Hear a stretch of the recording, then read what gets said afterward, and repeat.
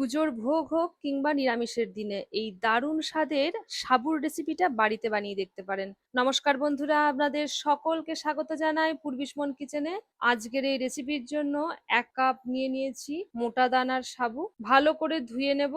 ধুয়ে নেওয়ার পর এটাকে জলে ভিজিয়ে রাখবো। এমন ভাবে জল দেবেন যেন সাবুর ওপর ওপর পর্যন্ত জল থাকে। আধ ঘন্টার জন্য সাবু ভিজিয়ে রাখার পর সাবুটা এরকম নরম হয়ে গেলে হাতে ভালো করে মাখিয়ে গোল গোল করে বল করে নেবেন। ছোট ছোট গোল গোল করে বল করার আগে হাতটা ভালো করে ঘি দিয়ে গ্রিস করে নেবেন। এবারে একটা কড়াইয়ের মধ্যে 1 লিটার দুধ দিয়েছি। দুধ একটু গরম হলে একটু একটু করে হাফ কাপ গুঁড়ো দুধ ভালো করে এর মধ্যে মিশিয়ে দেবো। তার সাথে একটা এলাচ থেতো করে দিয়েছি। দুধ ভালো করে ফুটে গেলে আগেকার যে সাবুর বলগুলো ছিল সেগুলো দিয়ে দেবো।